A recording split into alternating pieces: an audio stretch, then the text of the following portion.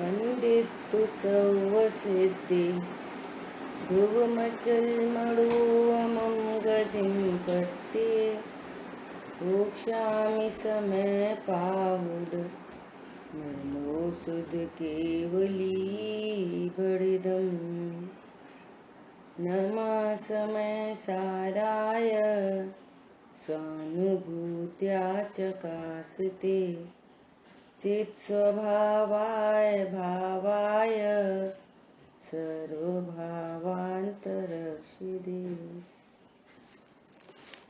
समयसार जी ग्रंथादिराज और कर्ता कर्म अधिकार पर अपनी चर्चा चल रही है।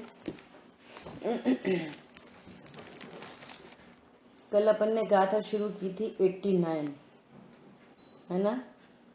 89 गाथा की उत्थानिका में प्रश्न था कि यह चैतन्य विकार कहाँ से हुआ। आचार्य भगवान आश्रव का स्वरूप बता चुके, जीव का स्वरूप बता चुके, दोनों की भिन्नता बता चुके। उसके बाद अब वापस आचार्य देव बता रहे हैं कि ये चैतन्य परिणाम का विकार कहाँ से हुआ। तो आचार्य देव इस गाथा में वो चैतन्य का जो विकार है उसकी अनादिपने की सिद्धि कर रहे हैं कि ये चैतन्य विकार अनादि से है। क्यों है अनादि से? क्यों है अनादि से? कि मोह के साथ संयुक्त होने के कारण, मोह के साथ संयुक्त होने के कारण। तो कह रहे हैं कि अनादि से लेकर जीव के 3 परिणाम हैं। वे क्या हैं? मिथ्यात्व, अज्ञान और अविरति। मिथ्यात्व, अज्ञान और असंयम। अब मिथ्यात्व के लिए प्रतिपक्षी कर्म है दर्शन मोहिनी। अज्ञान के लिए प्रतिपक्षी कर्म है ज्ञानावर्णी। और अविरति के लिए प्रतिपक्षी कर्म है चारित्र मोहिनी। और भी कर्म है, अंतराय कर्म है। और अघाती कर्म तो बाह्य संयोग में फलते हैं, तो उनकी बात तो यहाँ पे की नहीं, जबकि संयोग तो अघाती का भी है ना।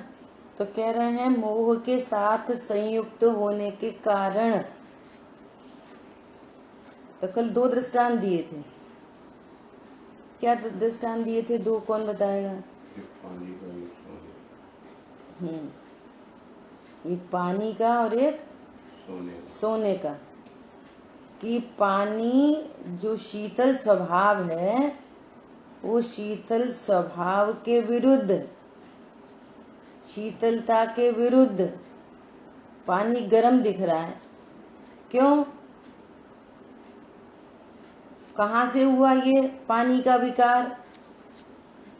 तो कह रहे हैं अग्नि से संयुक्त होने के कारण। और अग्नि क्या है? अन्य वस्तुभूत, अन्य वस्तुभूत अग्नि के संयोग के कारण। और अग्नि के संयोग होने पर भी, अग्नि के संयोग होने पर भी ये गजब की बात है कि पानी द्रव्य शीतल और जो उसका लक्षण है शीतल स्वरूप, वो अभी भी शीतल है। उसके लिए हेतु है कि अगर वो सर्वथा गर्म होता तो अग्नि को और भड़का देता, बुझाता नहीं। ये उसका हेतु है ना। तो ऐसे यहाँ पर कह रहे हैं यद्यपि निश्चय से अपने निज रस से सर्व ही वस्तुएं अपने अपने स्वभावभूत परिणमन करने की सामर्थ्य रखती हैं। विश्व की सारी ही वस्तुएं अपने अपने स्वभाव रूप परिणमन की सामर्थ्य रखती हैं। तथापि अनादि से अन्य वस्तुभूत, अन्य वस्तु के संयोग से स्वर्ण में किट्टी के संयोग से कालिमा दिखाई दे रही है, फिर भी उसके स्वर्णत्व का नाश नहीं होता। तब तो स्वर्णकार करोड़ों करोड़ों रुपए उस पर लगा देता है मिट्टी पे, उसके स्वर्णत्व का नाश नहीं होता। तो कह रहे हैं इसी प्रकार अनादि से अन्य वस्तुभूत मोह के साथ संयुक्ता होने से आत्मा के उपयोग का मिथ्या दर्शन, अज्ञान और अविरति के भेद से 3 प्रकार का परिणाम विकार है। अब हमें ये जानना चाहिए कि आज की कंडीशन ऐसी है, कैसी है? त्रिकाली ध्रुव भगवान आत्मा है, उपयोग लक्षण से लक्षित, अज्ञान मोह राग द्वेष, अन्य वस्तुभूत मोह का संयोग, और इस मोह के संयोग के कारण उसके रिजल्ट में कोई ना कोई शरीर और संयोग, ये चीजें हैं। अब एक क्षेत्र हुआ तो शरीर है, संयोग तो प्रगट ही जुदे हैं। और संयोग का कार्यक्रम ऐसा है कि वे सब अपनी अपनी चेतन अचेतन सब परिग्रह, ये आघाती कर्म है इनका डायरेक्टर, और रहें अपनी स्थिति, रहें अपनी स्थिति पर्यंत रहते हैं, आते हैं जाते हैं, अधिक राखे ना रहें, न पहले हटाने से हटते हैं। और ये मेरे दुख में निमित्त भी नहीं है, ये दुख में निमित्त भी नहीं है। अज्ञान मोह राग द्वेष में अगर निमित्त कहें तो कर्म का उदय डायरेक्ट निमित्त है। इतनी बात चल रही है। तो अभी क्या कंडीशन है? अभी यहाँ पे त्रिकाली ध्रुव भगवान आत्मा है, उपयोग लक्षण है, उपयोग लक्षण त्रिकाल शुद्ध है पानी की भांति, और कर्म के निमित्त से यहाँ पर अज्ञान मोह राग द्वेष है और कर्म का संयोग है। इतनी सी चीज है। अब प्रश्न ये है कि ये अनादि से विकार चला आ रहा है, तो आज हम अपने को क्या जाने? आज हम अपने को क्या जाने? विकार है, कर्म का संयोग है, शरीर का संयोग है, लेकिन प्रश्न ये है कि मैं कौन हूँ? ये प्रश्न है ना। तो अब ये अनादि से स्वरूप नहीं जाना तो ये 3 अशुद्ध पर्याय उत्पन्न हो जाएंगे। अब इन अशुद्ध पर्याय का नाम ही दुख है, इसका ही नाम आकुलता है, इसी का नाम संसार है। और आज स्वरूप समझा जाए, आज कि मैं कौन हूं, ऐसा स्वरूप जाना जाए आज, तो क्या होगा? ये अज्ञान मोह राग द्वेष मिटेंगे, मोक्ष मार्ग शुरू हो जाएगा। अब मोक्ष मार्ग शुरू हुआ अर्थात सुख शुरू हो गया, और जो मोह की संयुक्ता थी ना, वो धीरे धीरे विनाश को प्राप्त होगी। उसके विनाश का क्रम है, वो डायरेक्ट सब नहीं मिटते, है ना। पहले मिथ्या तो जाएगा दर्शन मोहिनी, सबसे पहले दर्शन मोहिनी कर्म का अभाव होएगा, फिर चारित्र मोहिनी में अनंतानुबंधी, अप्रत्याख्यान, प्रत्याख्यान, संजुलन और सबका अभाव होएगा। तो ज्ञानावरणी, दर्शनावरणी, अंतराय, ये 3 कर्मों का सर्वथा नाश कब होएगा? जब पूर्ण वीतरागता हो जाएगी, है ना। तो ये मोह की संयुक्तता, इसका सर्वथा नाश हो जाएगा। तो घाती कर्म के अभाव होने पर अनंत दशा प्रकट होगी, और अघाती कर्म के नाश होने पर सिद्ध दशा प्रकट हो जाएगी।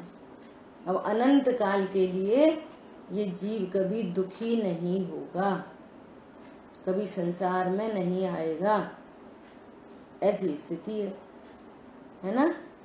तो इन 3 शुद्ध पर्याय का नाम मोक्ष मार्ग है, और विकार का नाम संसार है, विकार का नाम दुख है, आकुलता है, टेंशन है, डिप्रेशन है, ऐसा। ठीक है। अब क्या कह रहे हैं, उपयोग का वह परिणाम विकार स्फटिक की स्वच्छता के परिणाम विकार की भांति पर के कारण पर की उपाधि से उत्पन्न होता दिखाई देता है। ये जो परिणाम विकार है ये कैसे दिखाई देता है कि स्वरूप तो जाना नहीं है, अनादि से मैं कौन हूं ये जाना नहीं है, उधर द्रव्य कर्म का उदय होता है, बस वैसा ही अपने को जानता है। तो सीधे सीधे क्या बोलते हैं कि द्रव्य कर्म के कारण, वास्तव में वो कारण क्या है, निमित्त। तो उसकी तरफ से क्यों कह रहे हैं कि मूल में अपने स्वरूप को जाना नहीं, वो ज्ञान ने मैं कौन हूं ये तो जाना नहीं, अब ज्ञान में भी झलकते हैं, कर्म का उदय उसका कार्य वो ज्ञान में झलकता है। पिछले उसमें कहा था ना कि जो अज्ञान मोह राग द्वेष हैं ये कर्म के उदय का स्वाद है, ऐसा शब्द आया था। अर्थात वो ज्ञान का स्वाद नहीं है, राग द्वेष ज्ञान का स्वाद नहीं है, राग द्वेष अन्य वस्तुभूत मोह का स्वाद है। तो ये भेद विज्ञान करना विकार और स्वभाव के बीच में। तो क्या बोल रहे हैं कि उपयोग का वह परिणाम विकार स्फटिक की स्वच्छता के परिणाम विकार की भांति पर के कारण पर की उपाधि से उत्पन्न होता दिखाई देता है। इसी बात को स्पष्ट करते हैं, जैसे स्फटिक की स्वच्छता की स्वरूप परिणमन में अपने उज्ज्वलता रूप स्वरूप के परिणमन में सामर्थ्य होने पर भी, जो स्टार्टिंग की लाइन कही थी ऐसे ये बोल रहे हैं, क्या स्फटिक का स्वभाव कैसा है कि अपने स्वरूप रूप परिणमन हो, ऐसी उसमें सामर्थ्य होने पर भी, सामर्थ्य कैसी है स्फटिक मणि की, अपनी उज्ज्वलता रूप परिणमन करे, तथापि कदाचित काले हरे और पीले तमाल केले और सोने के पात्र रूपी आधार का संयोग होने से स्फटिक की स्वच्छता का हरा, काला, हरा और पीला ऐसे 3 प्रकार का परिणाम विकार दिखाई देता है। उसके आधार पर उसके नीचे इस तरह के कुछ कलर रखे हों तो वो काला, हरा, पीला दिखाई देता है, दिखाई दे रहा है।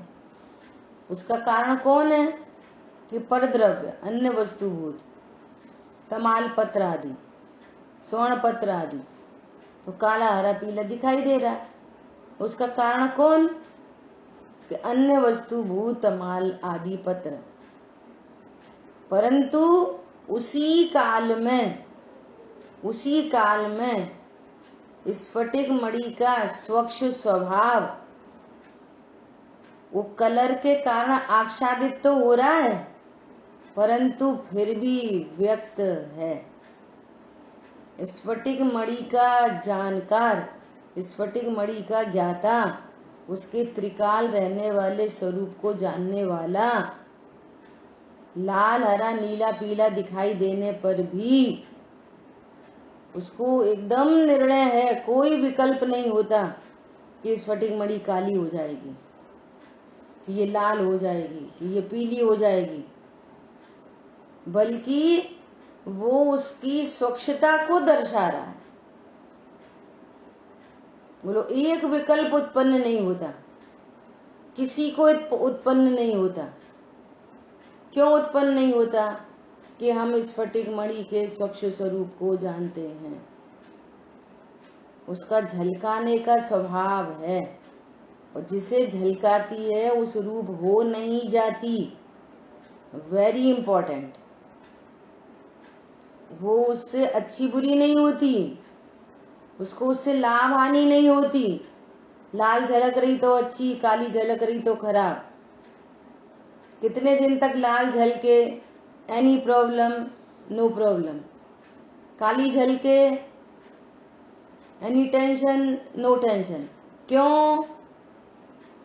प्रश्न है क्यों? तो स्वरूप को जानते हैं। अब पूरी दुनिया ऐसा बोलेगी, भैया क्रोध मत करो, क्रोध मत करो, क्रोध मत करो, तो ऐसे क्रोध रुक जाएगा? क्रोध मत करो। फिर ये क्या बोलेगा? हाँ ठीक है, अब हम मौन रहेंगे, तो क्रोध मिट जाएगा? बोलो, मौन रहने से क्रोध मिट जाएगा? नहीं। जब तक अपने स्वरूप को जानेंगे, हाँ, अपने स्वरूप को नहीं जानेगा तब तक कोई कषाय मिट सकती नहीं। कषाय मिटने का नाटक तो हो सकता है, परंतु कषाय मिट सकती नहीं। कषाय नहीं मिट सकती। हाँ, मिटने का नाटक हो सकता है। समझ आई बात? अरे मैं ज्ञान स्वरूप हूँ, अहमिको खलु शुद्धो। मैं एक हूँ, शुद्ध हूँ, परिपूर्ण हूँ, ममता रहित हूँ, ज्ञान दर्शन से पूर्ण हूँ। जैसे स्फटिक मणि का स्वभाव झलकाने का है, ऐसे ही मेरा स्वभाव भी झलकाने का है। 100 पर प्रकाशक मेरा स्वरूप है, और बस मैं तो मैं ही रहता हूं। शरीर झलक जाए लेकिन मैं शरीर रूप नहीं होता, पूरा उपयोग शरीर रूप दिखाई देता है। पूरा शरीर झलक रहा है उपयोग में। अब ये क्या बोले? झलकन से कोई प्रॉब्लम नहीं है, क्रोध झलके नो प्रॉब्लम, मान झलके नो प्रॉब्लम। प्रॉब्लम कहाँ से है? कि यही मैं हूं, ये प्रॉब्लम है। यही मैं हूं, बस। यहां से फिर क्या हुआ? फिर अगेन राग द्वेष हो गए, फिर अगेन कर्म बंधन हो गया, फिर उनका उदय आया, फिर अज्ञान मोराग द्वेष परिणमन हुआ, फिर नवीन कर्म बन गया। ये अनादि से श्रृंखला चली आ रही है, अनादि से। सोचो, हम कुछ जैसे कि खदान में बहुत सोना है, बहुत सोना, एंडलेस है ना। इतना सोना बाहर आ गया, लेकिन अभी भी इतना सोना है खदान में कि जिसका तो अभी कितनी खदानों का तो पता ही नहीं, है ना। ऐसा तो क्या बोल रहे हैं कि कुछ सोना ऐसा जो खदान से बाहर आ गया और उसकी प्रोसेसिंग हो गई और वो 24 कैरेट का हो गया और उसके आभूषण पहने जाने लगे। तो कितना सोना है जो अभी भी खदान में पड़ा है। ऐसे विचार करना, ऐसे हम कुछ भव्य जीव हैं, है ना, कुछ पुण्यशाली जीव हैं जो इधर जैन कुल में आ गए। जैन कुल में बहुत सारे लोग हैं, लेकिन हम कुछ और उनसे इम्पोर्टेंट जीव हैं। कैसे जीव हैं कि हमको ये शुद्ध होने की प्रक्रिया पता चल रही है। अज्ञान मोराग देश को मिटाने की क्या प्रक्रिया ये पता चल रही है।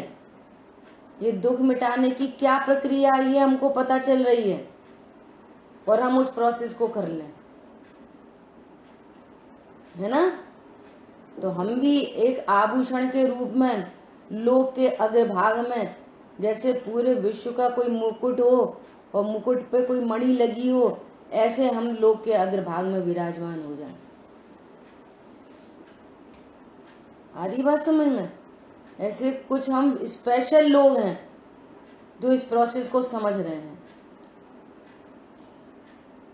परंतु वो स्पेशलिटी कब होगी? तब होगी जब हम इस विधि को अपनाएं। सुन के छोड़ दिया तो नहीं। ऐसा एग्जाम्पल देते हैं ना कि कोई दरिद्र हो, बहुत दरिद्र, और उसको कोई बोले कि हम तुम्हें सोने बनाने की विधि सिखाएंगे, है ना, सही आना, सही, एकदम सही 8:40 पे आना, सोने बनाने की विधि बताएंगे, तो वो कब आएगा दरिद्री? कब आएगा बोलो? अच्छा, और विधि कैसे सुनेगा? कैसे? लापरवाही से नहीं। कैसे सुनेगा बोलो? जिसके खाने पीने उठने बैठने के ठिकाने नहीं और माला माल होने का चांस हो, तो कब तो आएगा और कैसे तो सुनेगा? लौकिक आदत है ना अनादि की, लौकिक चीजों में अपना फायदा लगता है, और जब परमार्थ पता चले कि वो तो मैं हूं नहीं और उससे कोई फायदा नहीं, उससे कोई फायदा नहीं होता, अपने स्वरूप को जाने बिना 3 लोक में भ्रमण नहीं मिटता। और मनुष्य भव तो बहुत गिनती के हैं, गिनती के मनुष्य भव हैं, और सबसे ज्यादा त्रियंच गति के भव होते हैं। संख्या में त्रियंच गति के जीव सबसे ज्यादा हैं। एक इंद्री से संगी पंचेंद्री तक त्रियंच गति के जीव होते हैं। उनकी आयु भी बहुत बहुत होती है, विचार करो। और इन दुखों से बचना है तो फिर हम ये विभाव और स्वभाव का भेद विज्ञान करें। इसलिए क्रोध रोकना नहीं है। ये क्रोध क्यों उत्पन्न हो रहा है? पर द्रव्य के कारण, पर द्रव्य के कारण नहीं, पर द्रव्य में इष्ट अनिष्ट कल्पना के कारण, पर द्रव्य के कारण नहीं, पर द्रव्य में व्यर्थ की इष्ट अनिष्ट की कल्पना, जबकि मेरे ज्ञान स्वभाव में कोई इष्ट अनिष्ट होता ही नहीं, लागू ही नहीं पड़ता। मैं किससे अच्छा हो जाऊंगा, किससे बुरा हो जाऊंगा? बोलो, केवली परमात्मा को पूरा विश्व, जो हमें कुछ अल्प के झलक रहे हैं ना, उनको हम अच्छा बुरा कह रहे हैं। केवली परमात्मा को लोकालोक झलक रहा है। बोलो, उनके लिए क्या अच्छा है और क्या बुरा है? कुछ नहीं, सहज ज्ञाता, ओनली ज्ञाता। ठीक है, ऐसा कह रहे हैं। उसी प्रकार आत्मा के अनादि से ये स्थिति बनी हुई है। क्या? मिथ्या दर्शन, अज्ञान और अविरति जिसका स्वभाव है, मिथ्या दर्शन, अज्ञान और अविरति जिसका स्वभाव है, ऐसे अन्य वस्तुभूत मोह का संयोग होने से, मिथ्या दर्शन, अज्ञान, अविरति जिसका स्वभाव है, किसका? पुद्गल कर्म की बात चल रही है। अजीव, अजीव मिथ्यात्व, जीव मिथ्यात्व। अजीव ऐसे अन्य वस्तुभूत मोह, यहाँ पर क्या लेना? दर्शन मोहिनी, ज्ञानावर्णी और चारित्र मोहिनी, ये अन्य वस्तुभूत है ना, जिसका स्वभाव है। ऐसे मोह का संयोग होने से आत्मा के उपयोग का मिथ्या दर्शन, अज्ञान और अविरति, ऐसे 3 प्रकार का परिणाम विकार समझना चाहिए। उपयोग का बोल रहे हैं ना, उपयोग का, उपयोग मतलब जीव ही समझना, जीव का 3 प्रकार का परिणाम विकार है। क्यों परिणाम विकार है? ये अनादि से अन्य वस्तुभूत मोह की संयुक्तता के कारण। परंतु खास बात क्या है कि इसी काल में अग्नि की संयुक्तता होने के काल में पानी अभी भी शीतल स्वरूप है। ऐसे ही इन परिणाम विकार के काल में अभी भी मैं त्रिकाली ध्रुव भगवान आत्मा हूँ, शुद्ध सुरक्षित अबद्ध अस्पृष्ट अनन्य नियत अविशेष असंयुक्त। अभी भी इन परिणामों से मैं असंयुक्त हूँ। कौन कर रहा? जीव कर रहा कि कर्म करा रहा? अरे जीव कर रहा है कि कर्म करा रहा है? अब इस बात को छोड़ो, बात ये बताओ कि तुम राग हो, राग करते हो, राग से बंधे हो, राग से संयुक्त हो, वर्णादि से संयुक्त हो कि राग आदि से संयुक्त हो? है असंयुक्त। पर्याय में विकार है, स्वीकार है, परंतु तुम विकार हो कि स्वभाव हो? इस विकार के काल में अपने स्वच्छ स्वरूप को जानो। मैं त्रिकाली ध्रुव शाश्वत देव विराजमान हूँ यहाँ। इस देह देवल में नित्यम कर्म कलंक पंक विकलो देवा स्वयं शाश्वत। यहाँ शाश्वत देव विराजमान है, मैं भगवान आत्मा हूँ। तो ये अनादि की श्रृंखला टूटेगी, नहीं तो क्या है, ये मनुष्य भाव पूर्ण हुआ और अब पता नहीं कहाँ जाएगा। फिर कौन उपदेश देगा, कौन समझाएगा? बोलो, किसको कहाँ की गारंटी है ना? वस्तु द्रव्य पर्यायात्मक है, अनेकांतमय वस्तु है ना, द्रव्य पर्यायात्मक है वस्तु। अब ये पर्याय का विकारी पर्याय है, ये पर्याय का ज्ञान कराया है ना, विकारी पर्याय का ज्ञान कराया। तो पहले ही बता दिया कि पर्याय क्या है, गौड़ करने लायक है। पर्याय का ज्ञान हुआ, पर्याय दृष्टि नहीं छूटी। संयोग का ज्ञान कराया कि भैया ये सब संयोग हैं, लेकिन संयोगी दृष्टि नहीं छूटी, है ना। ये सब कर्म है, ये ज्ञानावर्णादि कर्म है। तो कर्म अजीव है और मैं जीव हूं, तो भिन्नता नहीं की। कषाय बताया कि पर्याय में परिणाम विकार है, पर्याय में है, मेरे में नहीं है ना। तो स्वभाव विभाव का भेद ज्ञान नहीं किया, स्वभाव विभाव का भेद विज्ञान नहीं किया। तो फिर ये पूरी बात जानने का क्या अर्थ है, क्या अर्थ है? बोलो, ये पूरी पढ़ाई क्या के लिए हो रही है? मैंने ये बोल रहे थे ना, पंडिसा का प्रवचन सुना बाद में, उनकी क्लास के बाद, तो पूरा यही बोल रहे थे। पर्याय क्यों बताई? पर्याय दृष्टि छोड़ने, अपनी चर्चा हो चुकी है सब। द्रव्य क्यों बताया? एम स्थापित करने। गुण क्यों बताए? द्रव्य की महिमा करने के लिए। पर्याय क्यों बताई? पर्याय दृष्टि छोड़ने के लिए। और पर्याय क्यों बताई? पर्याय परिचय का है, द्रव्य का परिचय देती है, सारा काम पर्याय में होता है। ये 2-3 एंगल से पर्याय बताई। तो क्या करना? पर्याय को गौड़ करना। आ रही बात ख्याल में? ऐसा इसलिए यहाँ पर कह रहे हैं, देखो भावार्थ कह रहे हैं, आत्मा के उपयोग में यह 3 प्रकार का परिणाम विकार अनादि कर्म के निमित्त से है। ऐसा नहीं है कि पहले ये शुद्ध ही था और अब इसमें नया परिणाम विकार हो गया। अनादि से है, इसकी सिद्धि की जा रही है इस गाथा में।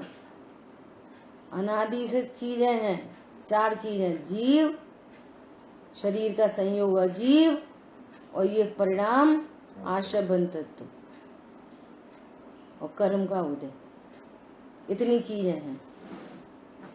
अब कौन पहले कौन बाद में, कौन कम कर रहा है, किसके कारण, क्या कारण, तो कह रहे हैं ये अनादि से चार चीजें एक साथ हैं, अनादि से हैं, और ये संयोग के कारण ये सब स्वरूप को नहीं जानता, तो ये दुख चल रहा है, पर्याय में दुख चल रहा है। अब दुख को मिटाने का क्या उपाय? शरीर को उपदेश दो। किसको उपदेश देना, कौन समझेगा? शरीर, भैया तुम्हारा संयोग है और हम बड़े परेशान हैं, शरीर के मारे परेशान हैं, तो शरीर क्या बोलेगा? बोलो, मैं तो अपने रूप पर नमन करता हूं, मेरे को तो जीव से कोई लेना देना नहीं। शरीर को जीव से क्या लेना देना? कुछ नहीं। मैं तो आपसे भिन्न रहते हुए स्वतंत्र पर नमन करता हूं। जीव कहता है, तुम ही कहते हो कि मैं शरीर हूं, मैं तो नहीं कहता कि मैं जीव हूं। जिसके श्रृंगारों में मेरा ये महंगा जीवन घुल जाता, अत्यंत अशुचि जड़ काया से इस चेतन का कैसा नाता? बोलो, क्या नाता है शरीर से आत्मा का? मेरा क्या नाता है ना? आत्मा का शरीर से कोई नाता नहीं है। ये छाप में ज्ञान हो गया और मान रहे अपने को शरीर, जो मिथ्यात्व है। अरे मेरा शरीर से कोई नाता नहीं है, ये राइट नॉलेज में जाएगा। नहीं, देह के परिणमन को मैं अपना परिणमन नहीं कहूंगा, देह का परिणमन मेरा परिणमन नहीं, देह से मैं अप्रभावी तत्व हूं,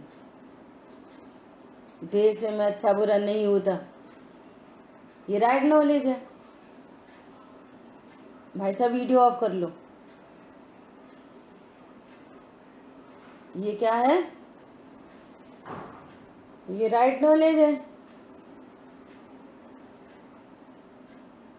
वो आत्मा और शरीर भिन्न भिन्न है, जैसे कोई और वो भिन्न भिन्न है ना। अरे वो शरीर भिन्न है और मैं आत्मा हूं। मैं आत्मा हूं मतलब शरीर में कोई परिणमन हो उससे मैं अच्छा बुरा नहीं होता, ऐसा। तो अनादि से जो ये संयोग बने हुए हैं, है ना, और पर्याय में दुख उत्पन्न हो रहा है, तो ये उपदेश किसको देना है? शरीर को कि कर्म को कि कषायों को? एकमात्र ज्ञान उपाय करता है, कर सकता है। ज्ञान ही एकमात्र मोह के अभाव का, दर्शन मोहिनी के अभाव का उपाय कर सकता है। कल चर्चा आई थी ना, अंतरंग में आत्म को देखे जो अशरीर। अपने को अशरीरी गायक जाना फर्स्ट अटेम्प्ट में। अब 1 इंद्री, 2 इंद्री, 3 इंद्री, 4 इंद्री, 5 इंद्री, असंगी, और संगी में भी स्त्री, नारकी, त्रियंच। अब ये फर्स्ट प्रोसेस में इतने प्रकार के शरीर नहीं मिलेंगे। फर्स्ट प्रोसेस में एक बार क्षण भर निज रस को पी चेतन, क्षण मात्र में इतने प्रकार के शरीर की नास्ती हो जाएगी, इतने प्रकार के शरीर नहीं मिलेंगे। बोलो, तो कौन उपाय करेगा? शरीर के ज्ञान करेगा, भेद विज्ञान। कर्म तो डायरेक्ट दिखते नहीं, कर्म का फल दिखाई देता है, और कर्म के फल में वहां राग देश उत्पन्न हुए। तो राग देश को क्या कह रहे हैं? ये परिणाम विकार है, ये स्वभाव नहीं है।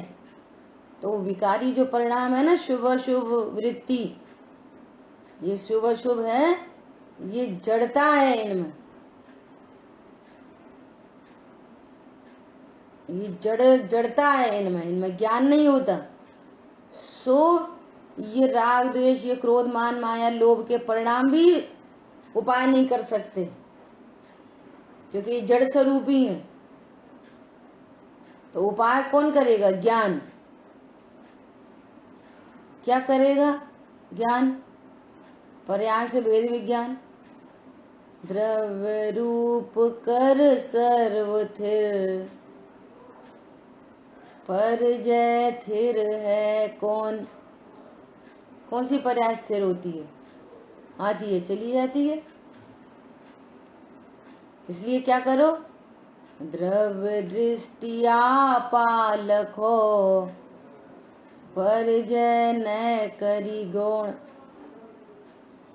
द्रव्य दृष्टि आपालखो, पर्याय दृष्टि महापराध है, पाप है पर्याय दृष्टि। त्रिकाली ध्रुव भगवान आत्मा की विराधना है। अपने को पर्याय मात्र जानना भगवान आत्मा की विराधना है। और भगवान आत्मा इस विश्व का सबसे बड़ा पदार्थ है, और जितना बड़ा पदार्थ है उसकी विराधना का उतना बड़ा फल निगोद मिलता है। देखो देखो जीव की विराधना का फल। सुन लो कान खोल के। देवशास्त्र गुरु को विश्व में सर्वोत्कृष्ट माना जाता है ना? तो उन सर्वोत्कृष्ट की विराधना का फल तो नरक है, और हाईएस्ट नरक होता है 33 सागर। लेकिन उन भगवान ने बताया कि तेरे लिए तू महामहिम है, और जीव की विराधना का फल है निगूढ़। देखो देखो जीव की विराधना का फल। प्रभु आपने एक गायक बताया, तिहू लोक में अनुपम बताया, सो वो अनुपम पदार्थ की विराधना का फल निगूढ़ है, जो अनंत काल है। 7वें नरक की आयु 33 सागर है। देवशाह गुरु की विराधना का फल 7वां नरक 33 सागर, और जीव की विराधना का फल निगूढ़ जो अनंत काल है। दुर्लभ लही जो चिंतामणि, त्यो पर्याय लही त्रस्तणी। 2 इंद्री में आना दुर्लभ हो जाता है निगोद में जाने के बाद, और अभी भी हम बिल्कुल निर्भय हैं। सुन लिया तो सुन लिया, नहीं सुना तो नहीं सुना, निर्णय किया तो किया, नहीं किया तो नहीं किया। अरे क्या कैसी आवाज आती है? अरे हॉस्पिटल जाना जरूरी था, अरे वकील के पास जाना जरूरी था, अरे कोचिंग जाना जरूरी था, अरे ऑफिस की मीटिंग जरूरी थी। प्रभु वो जरूरी है कि वो मजबूरी है? मिथ्या दृष्टि जीव को जरूरी बात भी समझ में आ जाए तो बड़ी दुर्लभता है। क्या जरूरी है? क्या जरूरी है बोलो? इस विश्व में सबसे जरूरी काम कौन सा है? करोड़ों करोड़ों करोड़ों करोड़ों कार्य छोड़कर आत्मानुभूति करना। करोड़ों कार्य छोड़कर, करोड़ों कार्य छोड़कर तत्व निर्णय करना। ऐसा बोलते हैं, 100 काम छोड़कर तीर्थ यात्रा करना, 1000 काम छोड़कर देव दर्शन करना, लाखों करोड़ों काम छोड़कर स्वाध्याय करना, क्योंकि ये डायरेक्ट निमित्त बनेगी वेद विज्ञान में। करोड़ों काम छोड़कर, 100 काम छोड़कर तीर्थ यात्रा, और 1000-2000 काम छोड़कर देव दर्शन, लेकिन स्वाध्याय करोड़ों कार्य छोड़कर स्वाध्याय करना। सो हमें बोल मजबूरी लगती है, बाकी सब जरूरी। अभी तो लोक के ही काम जरूरी। विचार करो।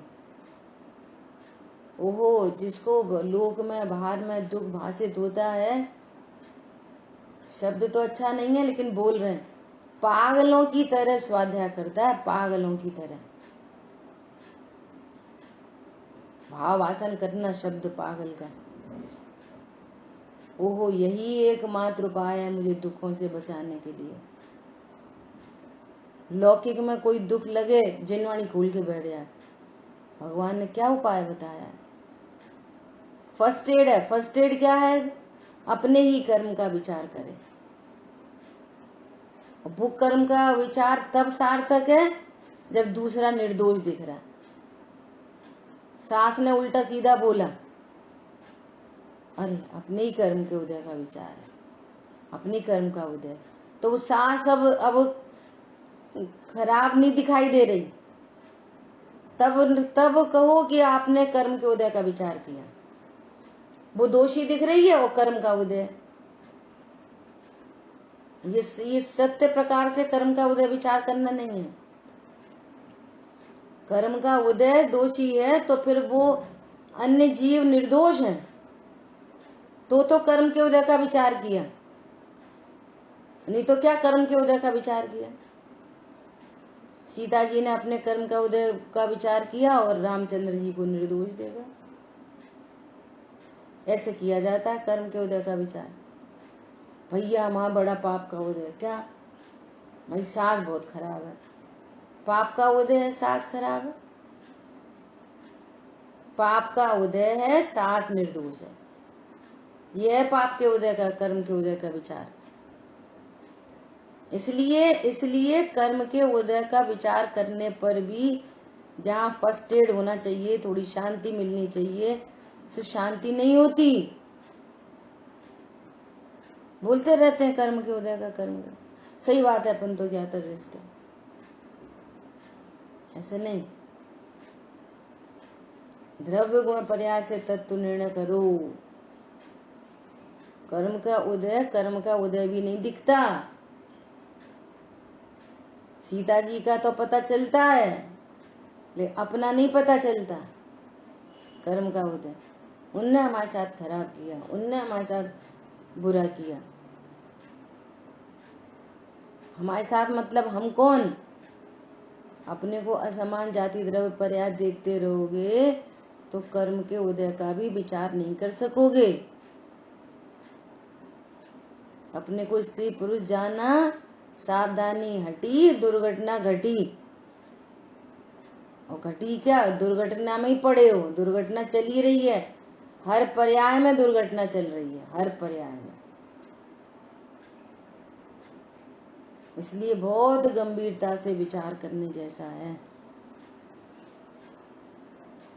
हूँ आत्मा छू एम नक्की कर, हुआ पो करो। देखो किसका मकान, किसका धन। हमारे पिताजी सब छोड़ कर चले गए, कहाँ है उनका धन? कहाँ था उनका मकान? कहाँ थे उनके स्त्री पुत्र आदि? देखो सब छूट गया। एक दिन यहाँ अपने से भी छूटेगा, और छूटेगा तब छूटेगा। अभी छूटा देखोगे तो निश्चिंत निर्भर रह सकोगे। क्या बोला? एक दिन छूटेगा सो तो छूटेगा, लेकिन अभी छूटा हुआ देखो, धन मकान कुछ काम का नहीं।